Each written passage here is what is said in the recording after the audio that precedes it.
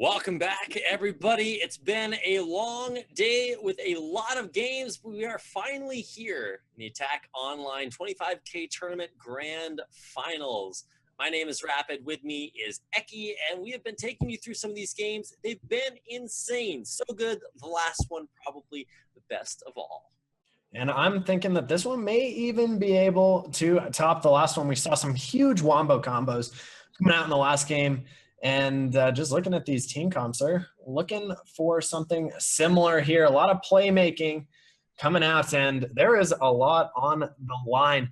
Individual payout, if you win this game, is $1,400 per person, compared to $800, which they all have already locked in for themselves. So walking away with that $800 check themselves. But if they want to boost another 600 on top of that, they're going to need to play this game to a T. And it's actually just like almost insane. You're walking away with around $1,000 no matter which way you slice it. And some of these players are actually just regular players, like most likely some of the people watching. These are not like all like challenger players who've been living in team houses. No, they just play on Attaq Online. And there are more tournaments that do this exactly like it. I'm going to stop plugging it because this game advertise itself. We're going to be seeing a few champions that you might not be used to seeing, but have been coming out a little bit today. Things like the Zach, things like the Darius and Lux. We've both gotten a chance. We've gotten a chance to see a lot. New to this game that we haven't seen so far today is Lulu and Annie coming out. Now, we've already gotten a chance to see one of these teams play before, but looks like there's a lot of interesting things from their opponents that we haven't got a chance to watch. Yeah, that Annie pick in the mid lane is what I have my eye on. The Ignite there, running the Summoner as well. So she is not looking to help the rest of the map. She is looking to dominate that lane and get ahead of Lux early. We saw Eclipse 2 games ago on the Lux and played so well, getting the pick to accelerate and ignite the finish so fast. And I am wondering if this Annie is going to be able to take down Lux in the mid lane. I think that is a tough matchup with the short range of the Annie, especially with the shield mitigating some of that burst as well. But that being said, you got Flash up, you got Ignite up, and Annie does not miss a lot of her damage. No, that's certainly not the case. If you guys are looking for skill shots, Annie is not your champion. I guess Tibbers is kind of like a skill shot. Tibbers is like the skill shot where you're like just waking up out of bed and you like reach for your alarm clock. That's what the Tibbers is like. So super excited to see how that's going to work out. Also, just the grand finals. Oh my goodness, it's all coming down to this. It's going to be insane. So I hope you guys are ready to watch people win a lot of money for playing on Attaq Online. If you're wondering like, okay, why are these players winning so much money for just playing League of Legends? You're probably doing for free right now. Well, it's because of Attaq Online. You can go find out more about that. I think I said I was done plugging them earlier. So let's stop once and for all and get into our grand finals matchup. This is the game that you guys have all been waiting for. It's going to be the ubiquitous Pigs. They are starting out on the blue side, facing off against the spicy Lyrebirds. And Eki, do you know what a lyrebird is? Through the power of Google, I know that it is a ground-dwelling Australian bird. And kind of has a little bit of a peacock tail going on with it. So it's basically like a tiny peacock, if you want to think about it that way. Indigenous to Australia, they are the weirdest things because you know how peacock's feathers usually go out behind them? Lyrebird's feathers go up from the back over their head, kind of like a scorpion. So it's a little bit strange. But either way, these lyrebirds are the lyrebirds, the spicy ones. The spiky. And they are they're the ones that are in position to win a ton of money, and this is a team that we haven't gotten a chance to see before. So we've already gotten a chance to cast ubiquitous Pigs, I think 3 times now, and so we're used to the Darius pick. We've seen the Soraka, the Zach, the Lux, especially from Eclipse. Like we kind of get that. But on the other side, this is bringing out a whole bunch of newness we're about to experience. have we seen Nautilus now in 3 different positions? I believe support in one of the earlier games. We just saw him top not too long ago, and now in the jungle. So there has been a Nautilus priority in every role in this tournament, and I love seeing that. We talk about how much reliable crowd control he offers, and coming out of the jungle, I think even a little better than coming out of the top lane. Yeah, that's where we used to see Nautilus primarily. Now he's going to be down here in the support matchup is not is where at least I'm used to seeing him. He's in the jungle this time. So I was seeing Trundle, who's usually top, usually support, and he was in the jungle last game. This time it's jungle Nautilus. I don't know. This is a blast from the past as far as jungle is concerned for me. Yeah, this is looking good. Zach has much better gank potential, in my opinion, coming in from all these weird angles. That elastic slingshot, you just can't even fathom the range of it sometimes. It can just come in from over the largest walls in the game as they go on to Slapdash. That is a ton of damage coming out from Momo on Alistair, and that 4th crit shot really helping with that damage. And a little bit sloppy there from Vivias. He missed a couple of auto attacks. He also autoed creeps, I think, a couple times there too. So gotta play that carefully because he definitely underplayed his damage in that engage. And we haven't gotten a chance to really see Momo Fieki and his duo mini map down there yet this tournament. So not sure exactly how to compare them. So that's what we will have to kind of find out on the fly here as we go through these grand finals. Yeah, quality ganks up in the top lane on Lulu. I think that is one of the better picks into Darius, missing a Glitter Lance, though. That is a beautiful little Star Guardian skin. I have not actually seen that one in game yet, so I like looking at that. I always love how awesome they turn picks into in these most recent skins. I mean, they're the Poro on Winter Wonder, and then the Wicked one is just beautiful too. And this one's pretty cool. So, I mean, props out to Riot on some awesome skin making recently. Yeah, absolutely. The Star Guardian stuff looks incredible. We've got a whole new set of skins coming out. It's just got Baker skins, man. It's looking good. So, wow, just a lot of poke damage. Miss on that apprehend is really going to hurt the amount of pressure that Bubonic Vermin can come out. And now is going to be forced underneath the turret. Oh my gosh, almost has enough damage just through the Glitter Lance, but does not have the Thunderlord's proc. Slapdash lands the Star Call on, but gets that bouncing grenade to the face and is taken dangerously low. Starts to pop those biscuits and will try to sustain back up. But the bottom lane here for the Lyrebirds is actually looking very good. Bottom lane is looking pretty good. Top lane was looking pretty good for the Ubiquitous Pigs. They were setting up for a Zac gank, but now that's not going to work out. He's standing on a ward, and it's Lulu's time to return to base. So, bottom lane, though, that's going to be a first kill on a Slapdash. Flash forward. His first blood. Yep, exhaust used, so no chance even to try to return something there. I gotta correct you, while we're early in the game, we actually had a bit of a mistype on the names. It's the Trite Donkeys that we've been spectating these past few games, not the Ubiquitous Pigs. So I know that's one of our favorite ones to go with, but this blue team is actually the Trite Donkeys, and they're going up against, of course, the Spike Lyrebirds. Okay, well, I was a little bit unfortunate there. But glad that we have gotten that straightened out. We'll be using the correct team names. We got to give credit where credit is due. These guys are going to be making legends out of themselves. So have to give credit to the right animal, the right member of the animal kingdom, because they're going to have to represent. You have to know what animal is the lucky animal for this tournament. All right, top lane, though. Quality Ganks getting in a little bit of too close comfort there. Very, very low. Bubonic Vermin does still have flash. He can easily force the flash for flash trade here. And you know he's looking for it. Poising aggressively here, has a huge wave at his disposal. Quality Ganks needs to be careful. Was bullying early, but needs to understand how much damage the Darius can put out. Just the Codex there, it looks like, from Lulu up in the top lane. And if Darius gets on top of you, you will die. Pretty sure, but the roam from Eclipse, the laser comes down. Not enough to get through that wild growth. Okay, that was a little close, but nice pinpoint timing there by Quality Ganks, able to make it out alive. And Dragon Age shows up in the top lane a little bit late, but is here to help push down the turret a little bit.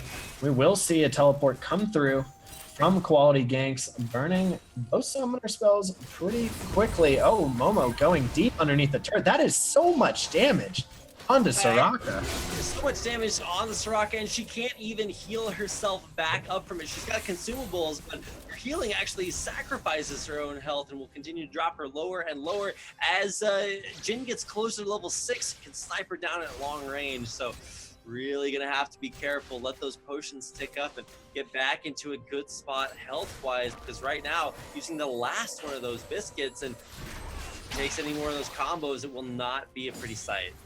I'll tell you what, this is the first game we've seen of the Lyrebirds, and they are looking great in this early game.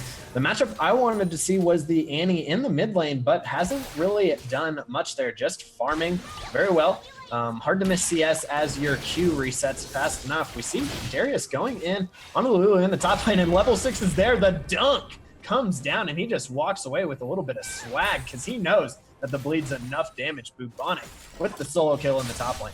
Yeah, and really you just gotta give it to Bubonic. He had counted all of these Lulu countermeasures. He was like, okay, well, ult's down, flash is down, your shield cooldown has already been used during that trade. Yep. So he really just knew that even though on a champion like Lulu that has so many ways to survive, no options left for her, and that'll be the first kill in the top lane. Really could start things going the way these... It looks like trite donkey. I was gonna say wild donkey. So I was like, no, it's not wild. Trite. They're wild. They're trite. They are so many adjectives that they could be. But there's only one adjective a lyrebird can be, and that is spiky, apparently. Spiky. I mean, we'll call it what it is. All right, stepping on that trap right into the light, biting there over the wall. A nice bounce backwards here. Even though Dragon's gonna get knocked back, it's still gonna be at least one kill here. Will there be more? Here comes the curtain call. Just trying to push them back. Not actually dealing all that much damage, but just as a way to dissuade the rest of these trite donkeys from trying to get too spicy with the lyrebird. That is true, and now we're back to even gold. A little bit of a misstep coming out from the Lyrebirds, who thought they had control in the bottom lane, but were joined by 2 more members of the Donkeys there, and a nice 3-man singularity there into the final spark. Actually did so much damage, but we should see a fight here on the Dragon minimap as the line back. Oh, wow, a nice combo from the Alistair. Gets back and Eclipsed is here. Will go down. Double kill for the Jhin, but he walks the wrong way right into where Darius is. Blocked up, and Tibbers is slapping onto the Zac, who goes into blob form. Intruder is on blob duty. The Janitor, as Darius picks up 1 kill onto the Alistair. Zac does eventually go down to Annie, but Bubonic is poising aggressively there. A messy fight on the side of the Donkeys causes a 2-for-1 in favor of the Lyrebirds. And even though Dragon was not really an integral part of that fight, it could have been if they had really started it. The big problem of that fight was Darius. Bubonic Vermin tunneled onto the back line. It's like, all right, I just got to kill the AD carry. It's like, well, no, you can actually just stay with your team, use your area of effect, your ability to reset. It's one of the situations Darius is the strongest in. Instead, he ditched, went to dive the back line, and left the rest of his team when they really could have used his help. So may never know if there were better options, but certainly an option that Bubonic Vermin chose that didn't really help the rest of his team out too much. And Riot coming in with the Juggernaut rework right before Worlds last year, and that was the weakness they said the Juggernauts were supposed to have. Is if they are just walking towards your backline, they can get kited out and they can get peeled off of the AD carry. And you see that they actually did achieve that objective, because Darius walking into the backline, not really getting much done, and could have been much more useful helping his own backline. certainly is the case, especially when you have these big tanky, champions like Alistar, like Nautilus. You can really get right up on them. Bottom lane though, is so very low. Map's gonna back up, but this is the curtain call, raining down on that bottom lane. One more and a nice flash there. Well timed slapdash, stays alive. As he does for the time being, the Deadly Flourish misses there on the back end. They say the neon lights are bright on Broadway, and they were there as Minimap hits a couple, but not enough. Momo taking a trap to the face as well. Caitlyn left alone in the bottom lane, but we may see a skirmish here as Bubonic has gotten onto Paco the Gent, who is in trouble, and he is there with the double stun, but that is already a dunk going down onto Nautilus, and the teleport is canceled from Quality Ganks, who just wasted that summoner spell. Maybe a potential to go in and continue that fight onto Intruder, but better to just take the kill, give another one over to Darius, who is starting to become a monster. We talked about how Bubonic Vermin, probably the strongest player, just talent-wise on his team. So giving these kills over to this Darius in a matchup where he is allowed to snowball, where he has been having a lot of success, really could be a recipe for disaster as this game continues. Yeah, this should be the top turret going down pretty soon. Lulu has okay wave clear with the Glitter Lance, so Bubonic decides to just turn his back and run into the jungle, gets a ward in the Tri-Brush, and really not much else going on around the rest of the map. We do have one Drake for the Lyrebirds, and it was Infernal, if I remember that correctly. So they will have those combat stats coming into this mid-game to hopefully win some of these skirmishes. I think it's all about the Jhin at this point. This bot lane has been doing such good work, and they can keep the Jhin safe at 3-0-0 from the Darius, who is 3-0-0. I think that's really the cat and mouse game that we have. At the same time, Vivice is actually doing a pretty good job at just staying in the lane, not dying, not feeding that Jhin anymore. Does need to play careful and make sure to get that CS game a little bit more on point, but at the same time, like you said, it'll be interesting to see how this works out between the two members of each team that are doing so well so far. Here comes the curtain call channel right into that narrow corridor. It's big wombo combos, lots of knockups here, but can these trite donkeys turn this fight around? Looks like they are trying to continue moving forward, but here comes Intruder. He's going to be allowed to contribute to this fight. Vivice, couple more auto attacks, and there it is. A nice kill on Alistar to start things going their way. Sniped down by Vivice, the Peacemaker at the very end, did so much damage to the Alistar, taking him down. That is now 5-4 in kills for the Donkeys, but are still down a few hundred gold. Not a substantial margin yet, and this is the close finals match that I was expecting. Very close, very highly skilled plays on both sides. It certainly seems like the advantage may possibly be slightly with the Spicy Lyrebirds. Only time will tell. Big wombo combo potential from both teams. See how these squads react to the successes that they have had so far. That is so much damage coming out from the Darius. A crippling auto attack, just chunking Quality Ganks down to about half health there. Even with the shield on top, is going to try to sustain up through the use of their last potions. Paco the Gent is here though, and Bubonic Vermin may be in a bad spot. Great damage on, but is healing back up. Pop-up is used to CC, but Zach has shown up. He says, let's bounce, and Annie says, game on, my friend. Throws a bear at him, and he has to flash away. And remarkably, Tri-Donkeys lose no one up there in that really rough spot. Now, maybe Intruder will help push down this turret, and that will be a little bit of a boon. Actually, a lot of boon. That's first turret blood right there. Might go down to the bottom lane. Either way, that's a big gold boost coming in. Bubonic Vermin has caught out Nautilus a little bit, but still with enough backup to make him back away from now. Does get hooked back in. No follow-up CC there. Nautilus, kind of surprising. All five still alive here. The Tri-Donkeys live to tell another tale. Spicy Lyrebirds picking up objective after objective up across the map. It is a tale of two towers, though, because the Lyrebirds have gotten themselves a substantial gold lead based on these objectives around the map. They have 2 turrets down to 0 for the Donkeys, and that is what is giving them almost a 3K gold lead at this point. With the Infernal Drake up again, I think this is going to be the next point where we see a fight, and I think if it's played well enough by the Lyrebirds, they do have the advantage in the 5v5. Coming down to it, we might get a chance to see that 5v5. Here's the Dragon. It is contested. It is an Infernal Drake, so very, very important. Doesn't look like there really will be much of a fight over it. No, it looks like they're just gonna give it up.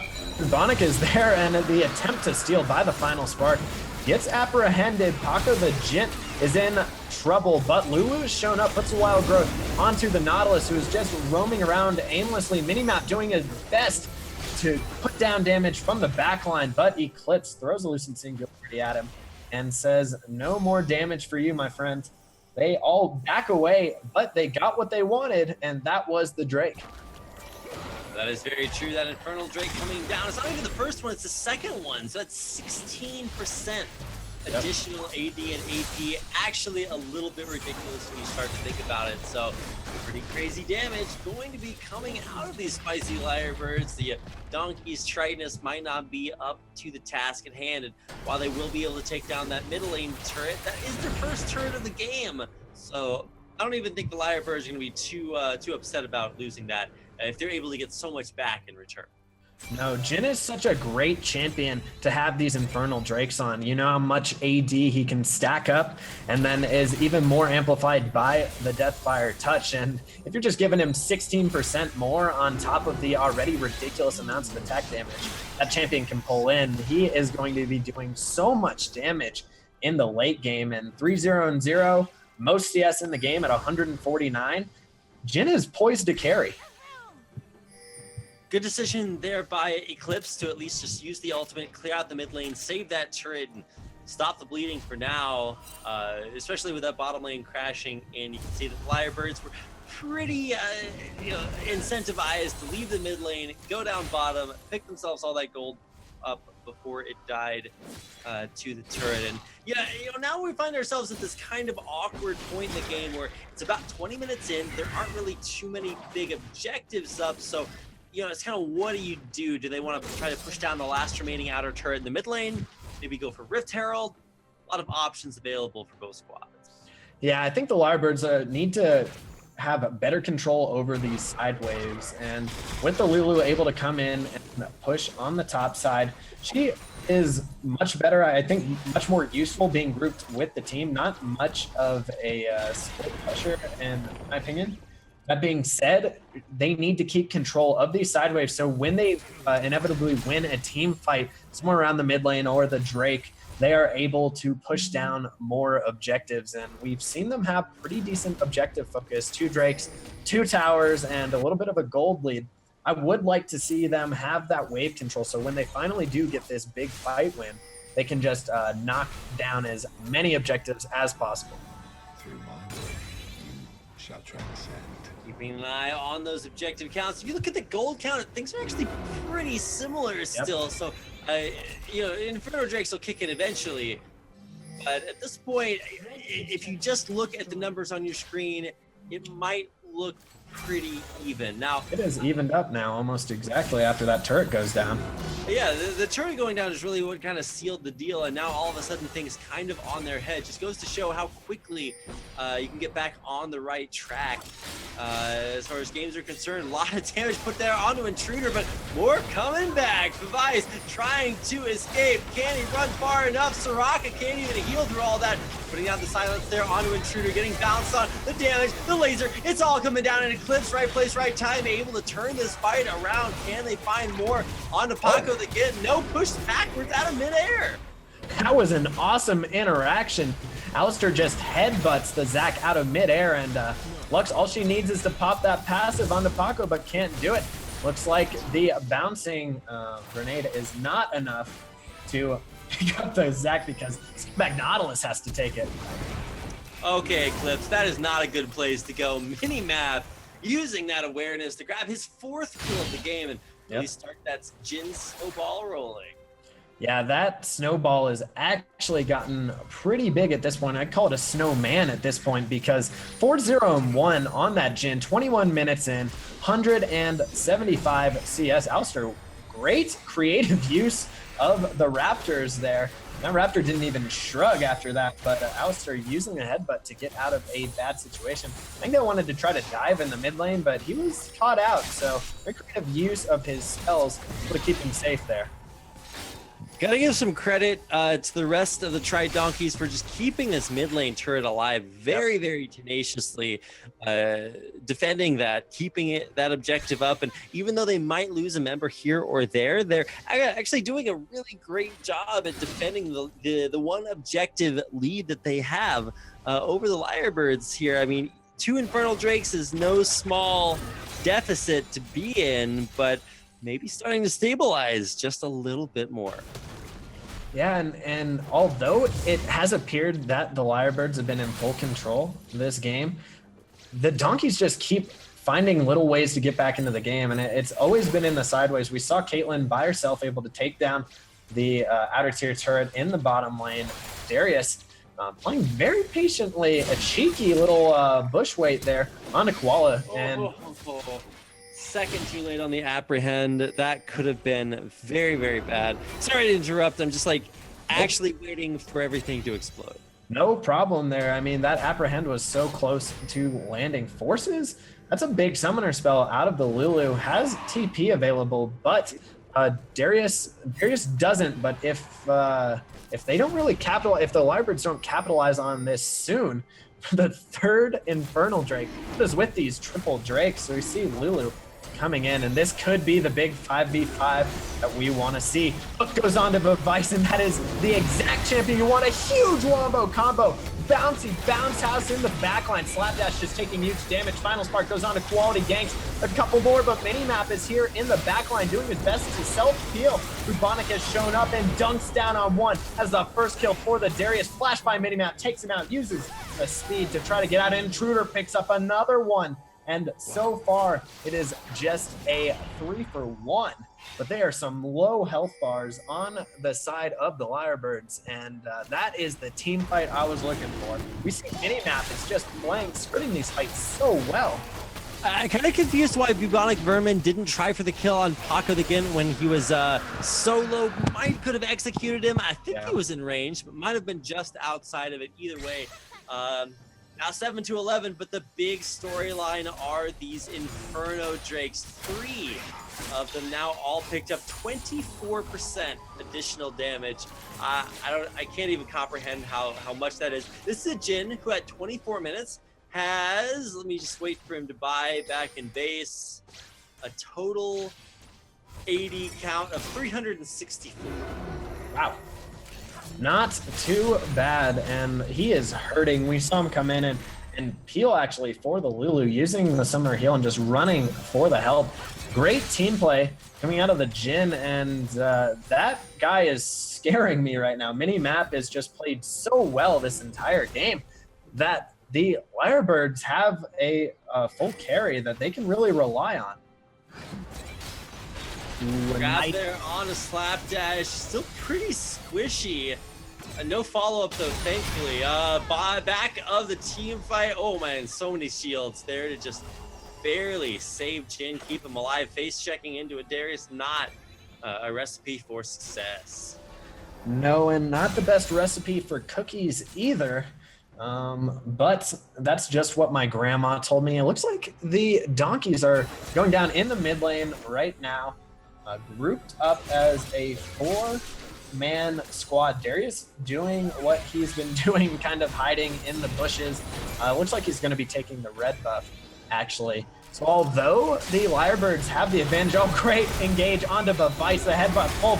It's onto him, but somehow he is still alive. Minimap, one more shot, does it. Shut down the Caitlyn. That is 2 kills for the Jhin as he presses forward. He is super fast. Another hook lands onto Eclipse, and that is another kill, the 3rd kill of the fight for the Lyrebirds. And Slapdash is somehow able to get out of there just with the skin of his teeth, and that was a great fight from these spiky Lyrebirds. Oh my God. I don't even know what to say. That's so much damage. This triple Inferno Drake, especially on Jhin, up to almost 400 AD. Like, that's just too much damage for this phase of the game. The strong get stronger, and these spicy Lyrebirds living up to their names as they do pretty much what we've seen almost every, at least our last 2 games. They just pick one fight, win it, and then win the game off of it. Now, this time it won't result in the actual end of the game, but still so dangerously close to it. I mean, this is a $600 swing on the line for these teams. The Donkeys are not going to give up as easily as it kind of looked like the other teams did. Big win in the mid lane fight, and the Lyrebirds tried to go in and end it, but good defense of the Nexus, actually. As Paco goes over on top of a Caitlyn trap, Peacemaker over the wall hits him. Sonic Vermin decimates from the outside. Does he get in time? We have an ace in the hole. Oh my gosh, he is down. And the blue team is pushing in on the mid lane.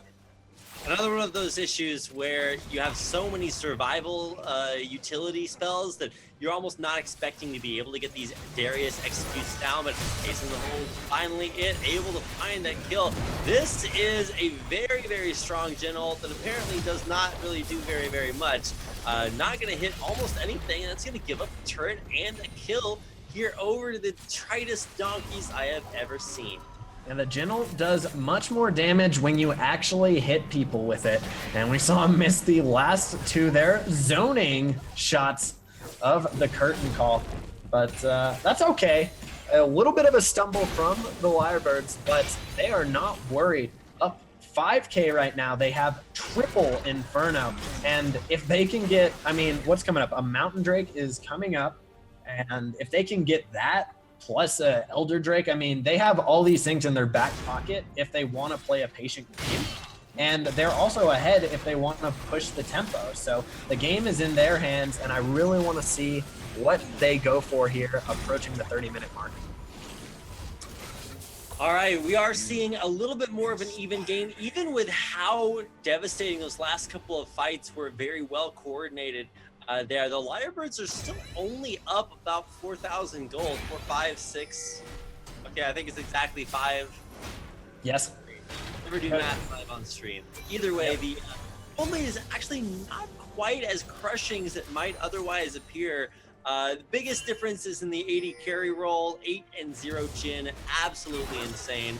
The dragons will matter eventually, but at least at this point, things are not over just yet. Not just yet, and I'm glad because this is the finals and there's so much on the line. This is the 25K tournament, and they've been playing almost all afternoon now, and it's all been building up to this. And it's a close enough game that honestly, it's either one's victory at hand. Opened up the curtain call, and the shots are landing onto Zach so far, and that is the target that they want absorbing the damages. Paco the Jhin comes in with the ultimate onto Vice, and he is on the backline, gets bursted down by Intruder 89, and this is the fight that the Lyrebirds need. Slapdash is healing the best he can. Minimap runs forward, flashes in, double kill for the Annie, and Jhin continues the fight.